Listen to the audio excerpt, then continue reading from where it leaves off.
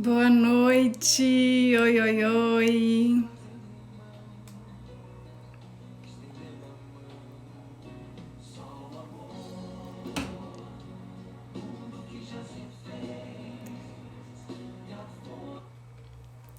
Boa noite, boa noite. Zig, lindona, Soque, um beijo pra vocês. Seja bem-vinda, seja bem-vindo.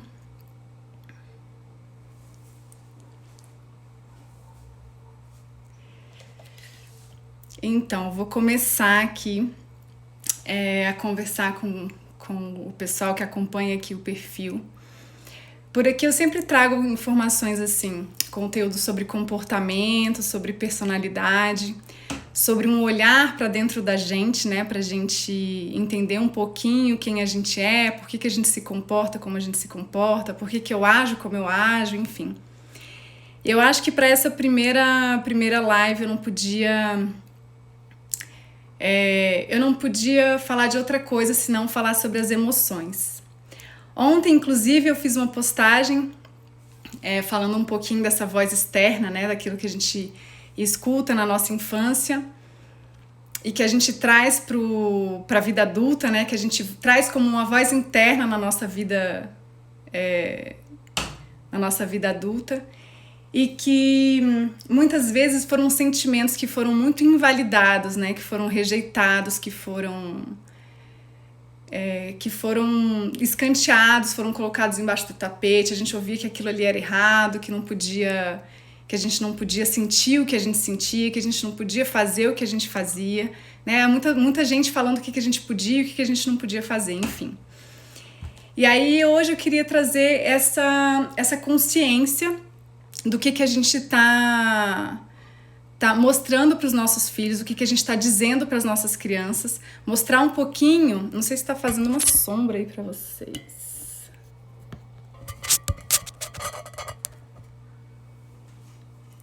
Tá todo mundo me ouvindo direitinho? Eduardo, tudo bom? Enfim, um pouquinho dessa consciência, né? Mostrar um pouquinho quando a gente invalida os sentimentos dos nossos filhos e tudo aquilo que acontece ali internamente, que tipo de crenças que eles estão criando ali, né, dentro de cada um deles. Bom, o que aconteceu na infância, a gente traz na vida adulta assim, letras garrafais, a gente traz uns holofotes que ficam ali piscando na nossa vida adulta. Então, o que aconteceu na infância não fica só na infância, né? O que aconteceu na infância a gente traz para a nossa vida adulta e a gente traz os dois lados, né? O que é negativo e o que é positivo, né? A criança é como se fosse uma esponjinha, né? Tudo que acontece ali, ela tá assimilando, ela tá introjetando, ela tá trazendo para dentro de si e criando, porque ela veio como se fosse uma folha em branco, mas ela tá ali criando novas crenças, novas conexões, novas ideias, interpretando aquilo ali de alguma forma e trazendo essa visão. À medida que ela for crescendo, ela tá trazendo uma visão, cada um diferente, né? Cada criança de uma forma diferente.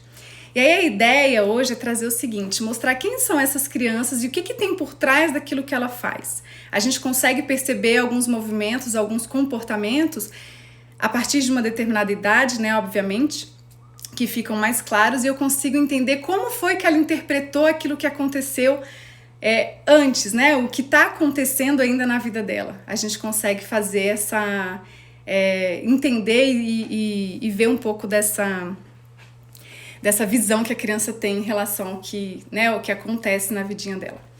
Enfim, e eu queria trazer a ideia de que o sentimento, ele é um sentimento. Ele não é nem bom, nem ruim, nem certo, nem errado. A gente sente raiva, a gente sente medo, a gente fica triste, né? A gente sente inveja, tantas coisas que a gente sente, mas que são invalidadas como se aquilo ali fosse negativo, como se aquilo ali fosse ruim. Mas todo mundo tem sentimento, todo mundo tem essas emoções, né? Todo mundo vive isso de alguma forma. Algumas pessoas reprimem esse sentimento, algumas pessoas invalidam isso, algumas pessoas acham errado, outras pessoas né? A gente acha errado os ciúmes, a inveja, o medo. Às vezes a gente acha errado ficar triste, isso é mimimi. Ou a gente acha errado ficar com raiva, então a gente reprime aquela raiva, enfim. E a gente está ensinando a criança a fazer a mesma coisa, né? Ela tem o sentimento, quando vem a gente vai lá e abafa, a gente fala que é errado, a gente fala que não pode. Enfim. E o que a criança busca, né? A criança, ela tá sempre buscando, né? Quando ela chega pura, ela chega numa essência, ela chega numa inocência muito grande. E ela tá sempre buscando proteção, ela tá buscando segurança, ela tá buscando atenção, reconhecimento, valorização daquilo que ela sente. Ela tá buscando amor, carinho, afeto. Mas de repente começa a viver determinadas coisas que é como se fosse uma ruptura disso tudo, né? Uma desconexão com essa paz que ela é, com esse amor que ela é, com essa essência, né, divina que ela tem. E começa a criar uma personalidade, uma máscara, uma proteção, que é para isso mesmo, para proteger aquela essência dela, aquela luz, aquela coisa única, aquela coisa bela, né, que é a infância. Então ela começa a interpretar determinadas coisas que acontecem e começa a se comportar de acordo com aquilo que ela interpreta, né? De acordo com aquilo que ela viveu, que ela viu, que ela sentiu, que ela ouviu, né? Durante a infância. E aí ela começa a alimentar aquela crença cada vez mais, porque ela percebe que aconteceu de novo, e aconteceu de novo, e aconteceu de novo. E a gente vai perceber o porquê que ela se comporta, como ela se comporta. E aí eu queria trazer a ideia da gente ir separando um pouquinho das crianças, porque elas são diferentes. Não é toda criança que é chorona, não é toda criança que faz birra, não é toda criança que é mandona, né? Não é toda criança que é alegre, distraída, espontânea, medrosa. Tem tantas formas, né? Tem tantas crianças diferentes, mas a gente já começa a perceber alguns padrões de comportamento, e aí, através desses padrões de comportamento, eu consigo voltar um pouquinho para entender como foi que ela interpretou aquilo que aconteceu na vidinha dela, né? E que está acontecendo ainda, principalmente se ela estiver aí entre seus 7, né? Quando a gente começa a perceber melhor o comportamento, entre os 7 até seus 21, 24 anos de idade. Algumas literaturas falam que a personalidade termina de se formar aos 21, outras literaturas falam dos 24 anos, enfim. Mas é aí nessa fim de infância, início de pré-adolescência, adolescência, que a gente começa a perceber quem é que essa criança tá se tornando, qual que é a máscarazinha que ela tá usando, né? Nos meus treinamentos eu costumo muito dar o exemplo da casa das janelas, onde eu tenho várias janelas, é como se fosse uma casa circular, e eu tenho várias janelas ali para eu ficar olhando por elas. E aí algumas crianças gostam mais do que vem na janela 1, outras gostam mais do que vem da janela 2, outras gostam mais do que vem da janela 5, né, enfim. E aí eles ficam mais tempo namorando aquela janela. Então é mais ou menos dessa forma que a gente vai construindo essa nossa personalidade. E a personalidade me fala muito, eu consigo enxergar muito, a personalidade está muito longe de ser só comportamento, tá? Mas a personalidade, o meu comportamento me fala muito da minha personalidade e vice-versa. Então eu gosto muito de trazer os exemplos em relação a comportamentos, né? Pra gente poder entender um pouquinho melhor. E a primeira criança que eu queria trazer aqui como um exemplo pra gente tentar enxergar um pouquinho do que ela sentiu, é aquela criança que é extremamente organizada, responsável, que faz os deveres de casa, que tá sempre impecável, né, arrumadinha, que é muito obediente, que gosta, que sabe cumprir regras, que sabem das normas, que sabem dos afazeres, das obrigações. Ela entende que primeiro a obrigação, primeiro a regra, primeiro o que tem que ser feito para depois eu poder brincar, para depois eu poder me divertir, para depois, né? E às vezes nem sobra tempo para essa diversão. Então são aquelas crianças extremamente organizadas, aquelas crianças extremamente perfeccionistas, que querem fazer tudo direitinho, que para ela existe sim um certo e um errado, aquelas crianças que corrigem o amiguinho, que querem que querem que todos sigam a regra. Então elas podem se tornar adultos extremamente críticos de si mesmo, críticos do outro, críticos de uma sociedade, perfeccionistas, responsáveis, trabalhadores. É muito legal ser responsável, ser trabalhador, ser ético, ser correto, mas é um fardo muito grande, né, tanto para o adulto como para essa criança que leva a regra como sendo que não pode ser modificada, que tem que ser daquele jeito, de uma forma muito pesada, né? Pode ser um adulto que se acha o tempo inteiro que ele precisa atender a expectativa do outro, que ele se acha o tempo inteiro obrigado a fazer aquilo que é certo, obrigado a seguir uma regra, uma norma, sabe? Aquele adulto que tudo tem que ser feito da forma como tá na regra, como tá no mandamento, como se fosse isso. E a criança começa a carregar esse fardo, porque lá pequenininha, ela começa a interpretar, né, desde pequenininha, que ela tem que atender às expectativas do pai. É aquele pai e aquela mãe que colocaram como se fosse um mini adulto. Ou ele comparou essa criança com uma outra, falando, olha o fulaninho como faz direito, olha como o fulaninho tira nota boa, olha como ele é comportado, olha como ele se veste e permanece limpinho. Ou ele viveu muito essa comparação, ou ele mesmo se sentiu na obrigação de ser o responsável, né?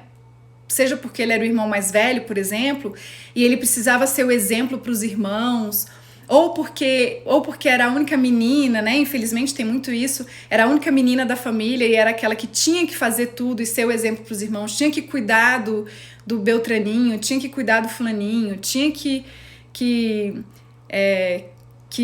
fazer o dever de casa com o irmão mais novo, sabe? Aquele tem que. Então é o peso do tem que tá nas costas dessa criança, né? E aí ela pode ser aquela criança que vai arrumar briga porque um amiguinho não tá seguindo a regra. É aquele amiguinho que fica o tempo inteiro pedindo silêncio na sala de aula porque a professora tá falando. É aquele amiguinho que tá em casa fazendo as coisas, né? Eles são ativos, então eles estão fazendo as coisas o tempo inteiro, mas mais da responsabilidade do que da brincadeira, né? Eles podem até ser crianças muito alegres, mas primeiro a minha obrigação, para depois eu pensar em me divertir. Então fica aí a mensagem para essa criança que sentiu que o que ela sentia era invalidado. Ela sentia raiva, alguém ia lá e dizia para ela que ela tinha que reprimir porque ter raiva é errado. E aí hoje ela é um adulto ou né, uma criança mais velha, mais grandinha, que tá o tempo inteiro reprimindo a raiva. Aquela criança que às vezes até trava o dente, mas que não expressa a raiva de uma forma, não expressa a raiva para fora, né? Ela coloca a raiva para dentro, porque sentir raiva é errado, então não posso sentir raiva. E a gente acaba alimentando, entre aspas, essa interpretação que a criança tá tendo de que sentir raiva é errado. Tem um outro serzinho, que são aqueles filhos, aquelas crianças mais amorosas, mais solícitas, ajudadoras, carinhosas, que adoram um beijo, adoram um abraço, adoram um carinho. Que são aquelas crianças que estão o tempo inteiro compartilhando, ajudando o amigo, sendo solícito. É aquele menininho, né, que talvez leve a maçã lá para a professora, que ajuda o coleguinha a subir uma escada com a mochila, que viu um coleguinha triste, vai lá e cola do lado desse amiguinho para poder entender o que aconteceu. É muito lindo ter um filho amoroso, assim, gentil, solícito? Com certeza é. Mas a gente precisa entender um pouquinho o que está por trás disso tudo, né? O que é esse excesso de ajuda para essa criança? Por que ele está o tempo inteiro tão pronto, né? Tão disponível? Para essa criança, ela sentiu que tinha muito amor, mas em um momento ela sentiu uma ruptura muito grande nesse amor e ela se sentiu abandonada. É como se ela não tivesse mais aquele amor. E ela começou a interpretar que se eu faço pela mamãe, se eu faço alguma coisa pelo papai, se eu faço alguma coisa pelo fulano ou pelo beltrano, eu sou amado. Então ela entende que o amor é algo condicional. Eu só tenho amor se eu faço pelo outro. Então ela pode ter, ela reprime as próprias necessidades, ela acredita que o que ela precisa, que o que ela tem vontade, pode ser descartado, porque o que vale é atender à vontade do outro. E aí ela começa a invalidar o próprio sentimento, ela começa a invalidar a própria necessidade, ela começa a esconder o que ela tem necessidade, ela começa a se achar muito autossuficiente, porque o que eu tenho aqui já me basta. Mas ao mesmo tempo ela tá meio que, entre aspas, comprando o amor da outra pessoa. Sendo amorosa, sendo ajudadora, sendo solícita, preocupada, né, com o bem-estar da outra pessoa. É muito lindo, mas olhe por dentro, existe um vazio e um coração quebrado tão grande, porque é só se eu fizer pelo outro que eu tenho amor. Então eu, enquanto pai, enquanto mãe, tenho que mostrar que ele é amado independente do que ele faça, independente do que ele sinta, independente da tristeza que tá ali por trás daquele menino amoroso e ajudador e fofinho e, né, e carinhoso. Ele tá inconscientemente comprando algo, né, que na cabecinha dele é condicional, é vendido, né, vai ter que existir uma entrega para eu conseguir sentir esse amor de novo. Então pense, a carência afetiva dessa criança emocionalmente, né? Um outro serzinho, que é aquele filho que gosta de aparecer, são as crianças mais exibicionistas, né? As crianças mais... como é que eu falo? Que gostam de mostrar aquilo que fazem bem, aquilo que fazem direito, né? E aí é aquela criança que toca piano, que quer mostrar para todo mundo que ela aprendeu uma música nova. É aquela criança que tira um notão na prova e quer mostrar o boletim pro papai e pra mamãe. Então é uma criança que tá o tempo inteiro querendo mostrar aquilo que ele faz, aquilo que ele é bom. Então ele gosta do palco, ele gosta de ser visto, ele gosta de aparecer, de se mostrar, né? Ele gosta de ser validado por isso, ele gosta ele se sente valorizado por isso. É uma criança que tá buscando, bem entre aspas, assim, né? Uma criança que tá buscando o sucesso. Quando tem esse adulto, ele é um adulto muito realizador, que tá sempre atrás de resultados, né? Ele tem metas, ele estabelece metas e corre atrás dos resultados. É muito bom, é muito bom. Mas olha só, por trás disso tem um sentimento de rejeição muito grande, que é como se na infância ele tivesse sido...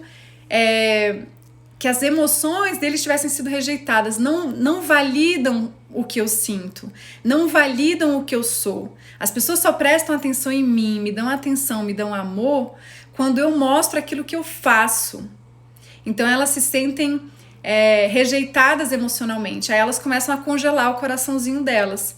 Vão ser adultos que não têm muito sentimento, que não têm muita preocupação com o outro, que não tem muito, né, não tem muito amor pelo próximo. A autoestima até um pouco...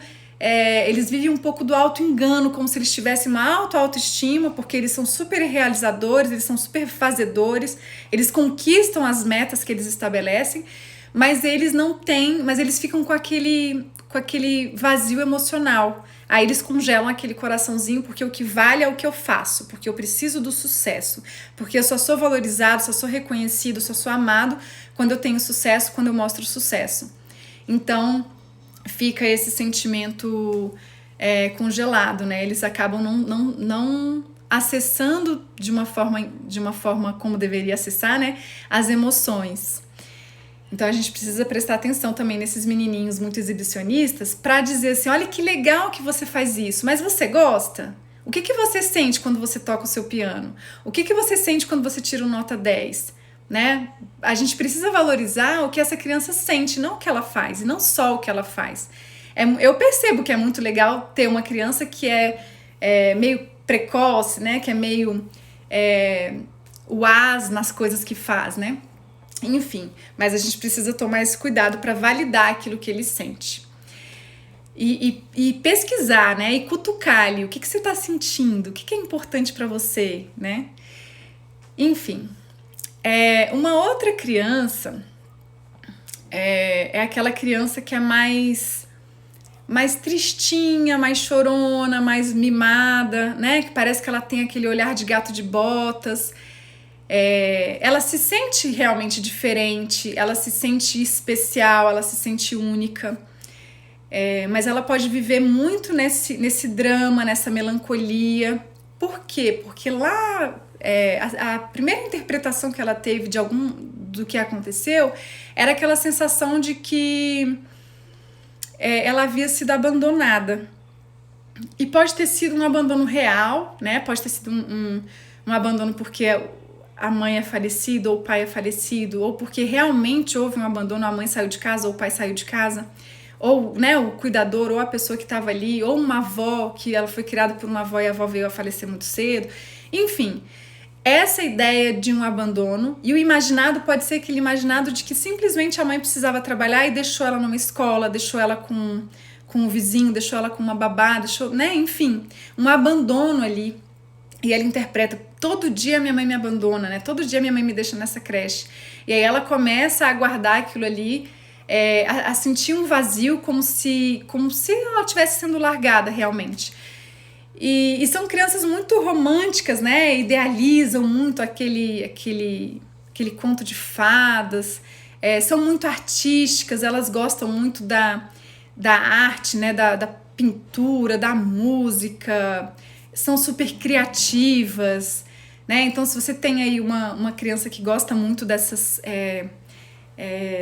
coisas assim mais artísticas, ficar prestando atenção para ver se ela tem esse sentimento, essa sensação de vazio, né? Essa sensação de...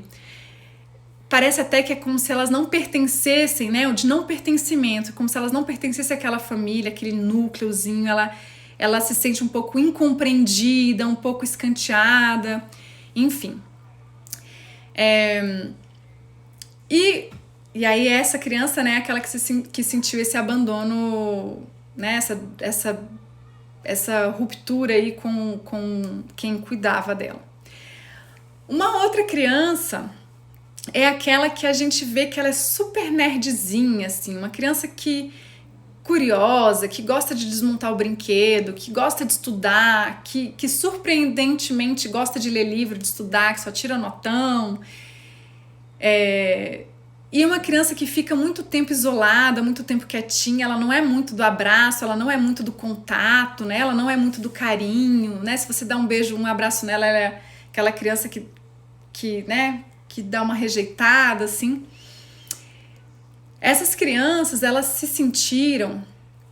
sentem uma invasão de privacidade, assim, é como se fosse aquela mãe muito curiosa que está o tempo inteiro investigando se ele fez o dever de casa, ou investigando o que tem dentro da mochila, ou investigando o que guardou dentro do armário, invadindo essa privacidade, e aí essa criança tende a se isolar, essa criança tende a ficar no mundinho dela, num mundinho paralelo, né? Parece que ela tá desconectada, assim, o corpo é uma coisa, a cabeça é outra, porque ela é super racional, ela tem esse medo de sentir, ela tem medo do sentimento, porque parece que ela não era vista, ou era uma mãe e um pai, né? Um cuidador muito invasivo, que estava o tempo inteiro invadindo a privacidade, ou até mesmo de uma família muito grande, onde aquela criança tinha que dividir o quarto com o irmão, e ele se sentia invadido, porque estava o tempo inteiro o irmão entrando dentro do quarto, ou, né?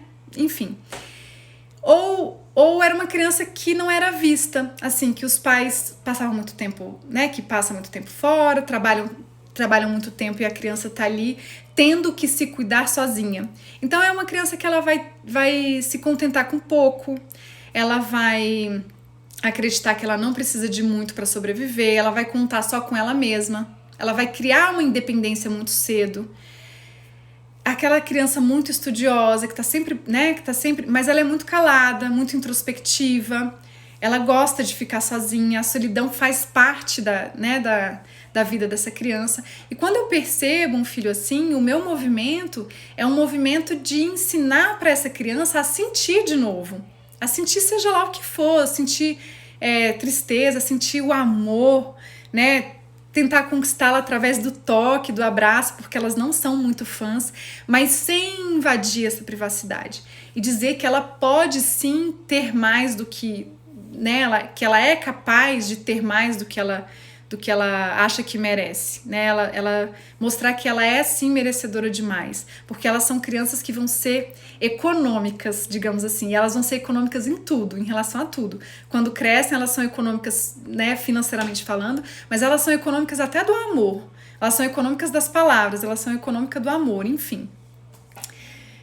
São crianças muito lindas, né? Elas são tímidas, né? Geralmente elas são mais tímidas, introspectivas, mas é o que é, né? E a gente precisa mostrar para elas que o sentimento tá ali dentro e que elas precisam colocar aquilo ali para fora de alguma forma. Uma outra criança é aquela criança que a gente vê que é mais medrosa, que é mais... que cria uns cenáriozinhos na cabeça meio negativos, uns cenários onde elas interpretam a vida de uma forma meio pessimista. Elas podem mostrar um medo de subir numa árvore, mas podem mostrar um medo em outros aspectos, assim, um medo do escuro, um medo de ir para a escola, de encontrar com um amigo, de correr riscos. Então é uma criança que ela é mais ponderada, ela é mais cuidadosa, ela não se coloca tanto em risco, ela não entra tanto em embates, ela tende mais a fugir dessas coisas que podem tirar a segurança e essa proteção que ela entende como proteção, do que conflitar, do que ir para o embate, né? Do que encarar aquilo. E qual foi a interpretação, né, do que aconteceu do que aconteceu na vida dessa criança, que faz com que ela tenha esse medo assim tão exagerado? Todos nós temos medo, todos nós temos raiva, todos nós sentimos tristeza, mas enfim, essa criança ela tem esse medo muito latente, muito forte. Algumas coisas a gente pode trazer. Ela pode ter vivido num ambiente muito violento, em que ela apanhava, por exemplo, né, de pai, de mãe ou de, sei lá, de alguém. E aí ela começou a interpretar na cabecinha dela o seguinte: se a pessoa que diz que me ama me bate, então em quem que eu posso confiar? Então ela passa a ser uma criança desconfiada e um adulto desconfiado também, né? Quando ele vai crescendo, ele vai acreditando que ele também tem que ele não pode confiar nas pessoas. Por quê? Porque na minha infância, lá quando eu era pequenininho, eu apanhava, eu era castigado, brigavam comigo às vezes por algo que eu não fiz. Então às vezes o irmãozinho quebrava o vaso da mãe e os pais iam brigar com ele falando, olha, não pode. Então ele se sentia, falou, nossa, eu posso confiar em quem? Se o meu irmão não contou a verdade para os meus pais, se os meus pais estão entendendo que eu que quebrei, estão brigando comigo mesmo sem saber. Então eles se sentiam meio injustiçados.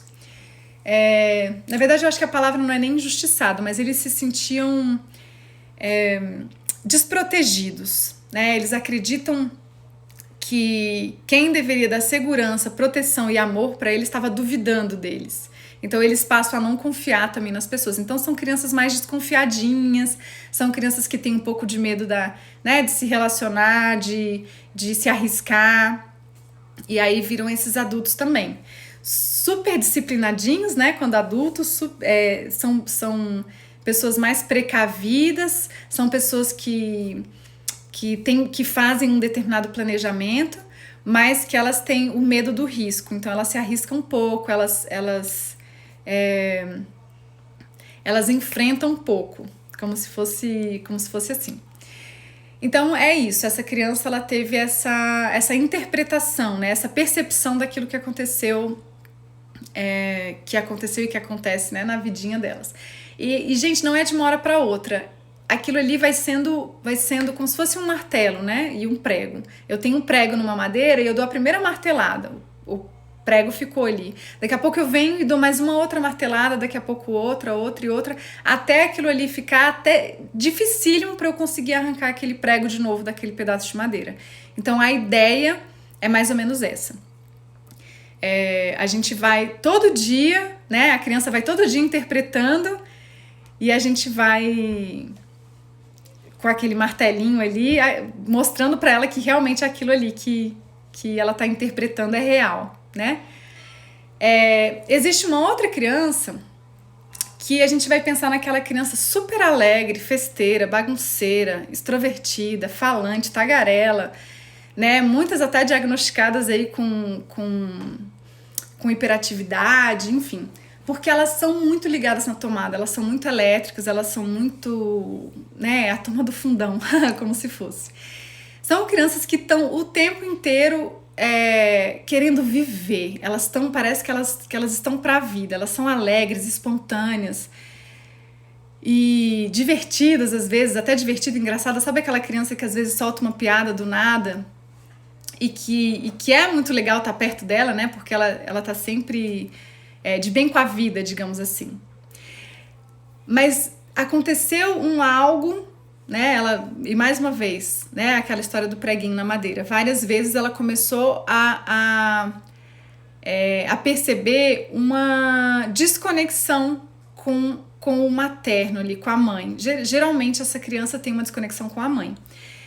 São adultos, né? Hoje, se tiver alguém aí parecido, são aqueles adultos otimistas, que parece que vivem no mundo de Bob, sabe? Aquele que usa um óculosinho cor-de-rosa e tá vendo com lentes coloridas o tempo inteiro o mundo, como se fosse... Ele tem tanta sede que ele precisa viver todo dia muito, com muita intensidade. Esse é o adulto com essa personalidade. E a criança é essa, bagunceira, que tem que viver, que tem que fazer, que tem que acontecer, que tem que se divertir, que tem que aproveitar. Porque lá na desconexão com a mãe, né, voltando, ela teve uma sensação de quase morte. Talvez seja uma das piores dores de infância, ou dentro da barriga da mãe, ou nos primeiros anos de vida, como se alguma coisa fosse acontecer que ela iria, e pode ter sido real, né, uma criança, por exemplo, que correu risco de morte no momento do nascimento. A mãe, por exemplo, sofreu um acidente e aquele impacto ali, a mãe se desconectou na hora da criança. Ou uma criança que teve muito pouco tempo de aleitamento materno, por exemplo, porque a mãe engravidou de novo, ou porque a mãe não conseguiu amamentar, ou porque a mãe precisou trabalhar, porque, enfim, qualquer um desses motivos ela se desconectou. Então ela tem essa sensação de morte iminente. Então parece que aquilo sempre vai acontecer. O que ela faz? Ela esconde aquele sofrimento, ela finge que aquilo ali não é com ela, e hoje é um adulto assim que coloca os sentimentos e as emoções ali bem embaixo do tapete, mas é aquela criança que finge que não tá acontecendo aquilo e tá com sede de viver, e tá querendo ir pro mundo, pra ela não acessar novamente aquela dor, pra ela não mexer de novo naquela ferida, para ela não entrar naquele estado de sofrimento de novo, né? Pode ter sido uma criança que ficou muito doente, né? Diversas vezes, assim, repetidas vezes nos primeiros anos de vida, né? Essa história da desconexão com a mãe, do aleitamento, enfim. É essa criança que às vezes não tem essa conexão. E olha só, é inconsciente, tá? Todos esses movimentos que eu tô falando pra vocês é algo inconsciente, não é a forma com que a criança interpretou, trouxe isso daqui várias vezes pra dentro da cabecinha delas, vai crescendo com aquela crença, né? Com aquela crença do que ele precisa, do que ele precisa fazer, como é que ele precisa se comportar para ele não acessar aquilo nunca mais. É aquela velha história que eu falei, a personalidade nada mais é do que uma carcaça que vai cobrindo a minha essência. Eu preciso proteger para nunca mais sentir essa dor, né? Essa criança, por exemplo, muito alegre, ela é muito racional, ela vai racionalizando as coisas. E até de forma inconsciente jogando essas coisas para trás para poder viver mais, para poder, né? Eu não quero a morte perto de mim, eu não quero essa dor de novo perto de mim. Então eles têm aquela sede de estar o tempo inteiro fazendo. Então são essas crianças super, né, hiperativas e às vezes até distraídas demais com as coisas, porque elas têm sede de viver, têm sede de curtir a vida. Uma outra criança que a gente observa são aquelas crianças que são muito marrentas, muito respondonas, briguentas, que arrumam encrenca, são os encrenqueirinhos mesmo, são aquelas crianças que estão o tempo inteiro pro embate, fala o que pensa, responde todo mundo, são meio que, a gente fala assim, criança problema, mas não é uma criança problema. A dor dessa criança, a sensação que ela teve, a interpretação que ela teve do que aconteceu na vida dela foi uma interpretação de injustiça. Eu tô aqui na minha, não vejo maldade em ninguém, sou super inocente, tô aqui pacífico, mas em algum momento essa criança interpreta que foi traída, que foi injustiçada. E mais uma vez, né, a figura do pai e da mãe aí aparecendo, como se ele estivesse sendo traído. Por exemplo, ele pode ter visto a mãe apanhar e ele achava que aquilo era injustiça. Ele também pode ter sofrido alguma coisa, né, ou um pai muito rígido que cobrava demais e ele achava o seguinte: eu não posso ser fraco, eu não posso ser, né, eu estou sendo injustiçado porque eu sou fraco. E aí ele começou a falar pra cabecinha dele: eu preciso ser forte, eu preciso ser superior, eu não posso levar né, paulada, eu não posso ser traído, eu não posso ser injustiçado, eu não posso ser fraco. O mundo é dos fortes. Para essa criança, de cara já abre essa ideia de que o mundo é dos fortes. Então o que ele faz? Ele passa a ser forte. Eu preciso ser forte, eu preciso mostrar que eu tenho poder, que eu tenho controle sobre a situação. Então são aquelas crianças mais marrentinhas, mais briguentas, mais enfrentadoras. Elas se acham adultos, elas não precisam de pai e mãe para resolver nada. São aquelas crianças que resolvem as coisas sozinhas. Sabe, tem uma briga na vizinhança ali e ele tá metido no meio, ele não vai ser aquele que vai correr pro papai e pra mamãe pra poder falar que a briga tá acontecendo. Ele vai enfrentar, ele vai brigar, ele vai... Sabe aquelas crianças mais ativas, parece que tem sangue nos olhos, assim? E é isso, essas crianças, elas viveram muito essa inocência, essa amorosidade, essa gentileza. Mas de repente elas começaram a interpretar o mundo de que o mundo era perigoso, de que eu não posso ser injustiçado, então eu preciso ser forte. Então são crianças que hoje se mostram como né, crianças poderosas, digamos assim. São muito queridas, assim, porque elas são protetoras também dos amigos. Quando mais velho, um pouco, a gente começa a ver que a criança está protegendo o amigo porque o amigo está sendo injustiçado, então ele não suporta a injustiça. São essas crianças que são bem protetoras, né, dos amigos. E tem essa essência linda dentro delas, mas que não pode mostrar que elas são doces, que elas são gentis e que elas são frágeis de jeito nenhum, né? Elas precisam mostrar essa fortaleza.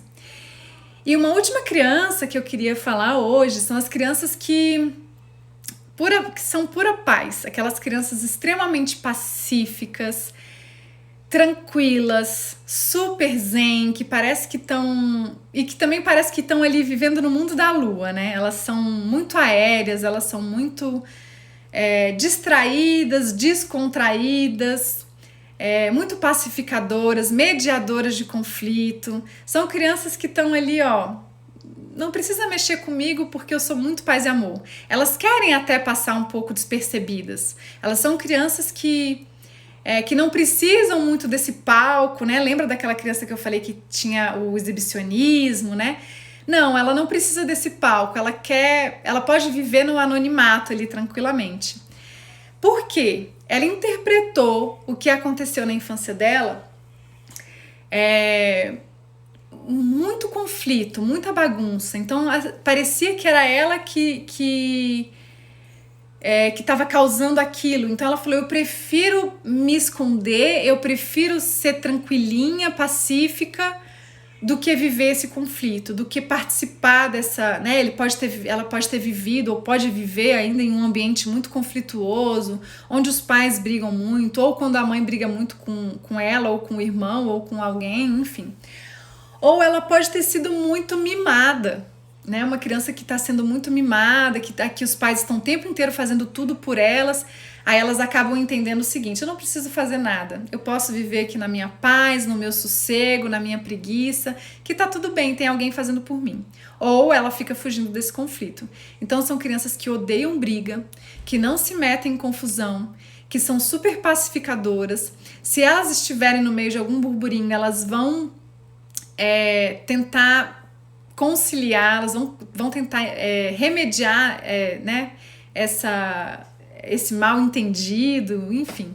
São crianças muito doces, muito lindas, muito pacíficas, mas por trás elas têm uma sensação, um sentimento de insignificância, como se a vida delas não valesse de nada, como se a vida delas fosse insignificante, não precisasse existir. Elas, enquanto adultos, depois, né, que crescem, elas passam a narcotizar as coisas, elas passam a se enfiar num mundinho para não viver aquele conflito externo. Porque, não vai fazer diferença mesmo se eu fizer ou se eu não fizer, não vai fazer diferença mesmo. Então, elas se sentem insignificantes, né? E aí a gente precisa começar a entender essa criança, a validar a colocar, na verdade, né, uma validade para aquilo que ela sente, para aquilo que ela colocá-las na vida, porque elas são crianças mais devagar, mais lentinhas, enfim. São essas aí as crianças que a gente consegue identificar, alguns padrões de comportamento que vão se repetindo, esses sentimentos que estão por trás disso tudo e que é o que muitas vezes motiva a criança a fazer o que ela faz, a se comportar como ela se comporta. Então, esse tipo de interpretação a gente precisa fazer, a gente precisa enxergar, a gente como pai, como mãe, precisa estar com os olhos bem atentos em relação a primeira dica que vem, né, a esse comportamento do nosso filho e entender o que está por trás desse comportamento. Por que ele está fazendo birra? Por que ele está chorando? Por que ele está agredindo o amigo ou o papai e a mamãe? Por que ele é tão hiperativo? Porque, entende? Cada um desses comportamentos existe um sentimento por trás. Existe uma sensação, né, de incapacidade, de insignificância, de não amor. Fui abandonado, fui rejeitado, fui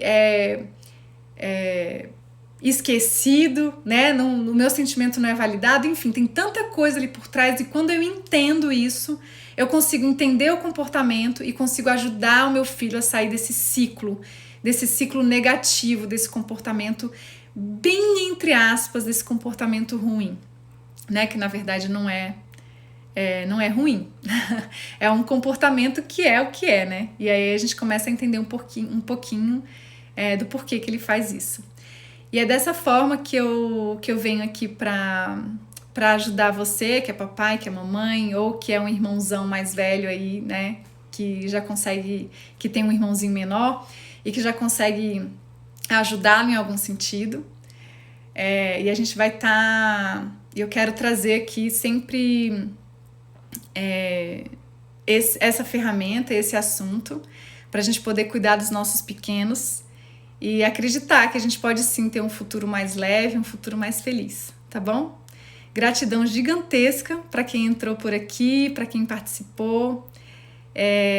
A Fê mandou uma mensagem que se sentem invisíveis, né? Exatamente, Fê. São aquelas crianças que se sentem invisíveis, invalidadas, insignificantes, né? Que elas não têm significado para os pais.